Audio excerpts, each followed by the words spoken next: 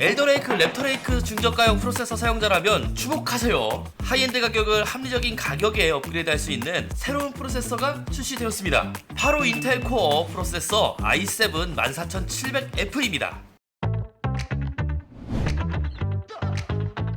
네, 안녕하세요, 드레입니다. 인텔 프로세서 중 배수 제한이 해제된 프로세서의 이름 뒤에는 K가 붙고 내장 그래픽이 없다면 F가 붙어서 이 프로세서가 어떠한 특징을 갖고 있는지 직관적으로 알 수가 있는데요. 인텔 코어 프로세서 i7 14700F, 이 이름에서도 유추할 수 있듯이 배수락이 되어 있고 내장 그래픽이 없어서 해당 라인업 중에서 가장 저렴한 제품이라는 것을 알 수가 있습니다. 물론 i7이라는 이 라인업 중에서 저렴하다는 뜻인 거지 이 제품 자체가 저렴한 건 아니죠. 그럼 급이 있는데 스펙시트를 확인해봐도 충분히 유추할 수 있는데요. 물론 가격 정보로 확인할 순 없지만 40만원 후반에서 왔다 갔다 하지 않을까 뭐 그런 생각을 해보는데요. 이 정도면 리뷰 다 했는데 오늘 영상 여기서 마무리할게요 라고 하면 안 되겠죠. 어떤 성능을 보여주는지 하이엔드 컴퓨터를 통해 알아보았습니다. 부산 백스코에서 진행했던 G스타 2023 인벤부스를 체험해보셨다면 낯이 익을 거예요. 실제로 여러 이벤트를 진행하면서 부스 한가운데에 놓여있었던 게이밍 데스크탑이기 때문인데요. 여기에 인텔 코어 i7 14700F를 넣고 벤치마크 게임으로 테스트를 하면서 어떤 성능이 측정이 되나 알아보겠습니다. 우선 구성된 부품들의 가격이 예사롭지 않습니다. ROG 최상위 메인보드에 MSI 슈프림 X에 수랭 쿨러도 ROG 끝판왕입니다. 무엇보다 RGB로 도배가 된 이 케이스도 확인할 수가 있는데요. 부품 가격을 예상해보면 대략 650만원에서 700만원쯤 될 듯 싶은데요. 그래픽카드 가격만 300만원이니까 뭐 비쌀만 하죠. 프로세서의 성능을 객관적으로 볼 수 있는 시대벤치 2024 벤치마크를 확인해 볼게요. 요즘 출시되는 6코어 12스레드의 프로세서의 성능이 싱글코어는 대략 100이 좀 넘고요. 멀티코어가 한 700에서 800 뭐 요정도가 될 거예요. 그리고 8코어 16스레드 제품이 싱글코어가 대략 110 뭐 요정도의 수준이고 멀티코어가 대략 1000점을 넘기는 수준인데요. i7 14700F는 싱글코어, 멀티코어 모두 굉장히 잘 나오고 있더라고요. 3D 마크로 확인해봐도 성능은 진짜 좋습니다. 3D 마크는 굳이 더 설명드리진 않을게요. 가지고 있는 비교군하고 점수를 대조해보시면 좋을 듯 하고요. 크로스마크 테스트도 진행해보면 인텔 코어 i7 14700K하고 전력이 들어가는 정도와 클럭 차이만큼의 성능 차가 나긴 하지만 크게 차이가 나는 거는 아니더라고요. 가장 낮은 가격에 구매할 수 있다고 해도 i7은 i7이니까요.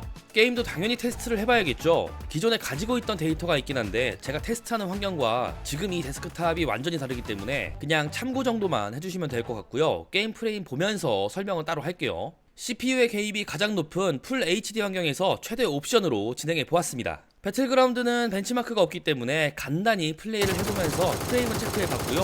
와, 진짜 잘 나오긴 합니다. 그죠? 사실상 끝판왕급 조합이라서 아쉬울 게 전혀 없는 성능이고요. 스터터링, 프레임 드랍 이런 거 뭐 전혀 없습니다. 있을 수가 없는 프레임이잖아요. 포르자 호라이즌 5는 초반 출시 때 테스트 데이터를 기준으로 하니까 성능이 조금 더 측정이 되더라고요. 당연합니다. 램 클럭도 다르고 수랭 클럭도 다르고 메인보드도 다르고 같은 RTX 4090이지만 체급이 달라요. 바이오스도 몇 번 업그레이드가 되었을 거라 인텔 코어 i7 14700F의 성능은 확실히 만족스럽다 뭐 이렇게 정리하면 될 것 같습니다. 사이버펑크 2077은 반대더라고요. 물론 앞에서도 얘기했지만 어디까지나 성능이 제대로 출력이 되는지 단순 비교하는 용도입니다. 이걸 보니까 확실히 K모델은 K모델인가 싶더라고요. 호라이즌 제로던 역시 차이가 꽤 났고요. 프레임만 본다면 K모델과 노멀 모델의 프레임이 예상과 맞게 차이나는 수준이 딱 요정도가 아닐까 생각이 들었는데요. 물론 다른 측정값들이 날뛰고 있긴 하지만 어디까지나 테스트 모델인 점을 감안해야 할 듯 싶고요. 오버워치2는 기존 리플레이가 지워졌기 때문에 i7 14700F에서 새롭게 테스트한 영상만 보여드리고요. 실제로 게임을 플레이해봤지만 뭐 그냥 좋습니다. 당연히 게임하면서 끈김 못 느껴봤고요. 마우스를 바꿔야 하나? 뭐 이러한 딴 생각까지 들더라고요. 프레임은 전혀 문제 없죠. 온도의 경우는 하이엔드 프로세서다 보니 높긴 합니다. 그럼에도 제 생각보다는 조금 더 높았기 때문에 바이오스가 한 번에서 2번 정도 더 업그레이드가 되어야 조금은 안정화가 될 것 같습니다. 이렇게 좋은 쿨러를 썼는데 온도가 높게 측정된 건 조금 이상하다고 생각이 들거든요.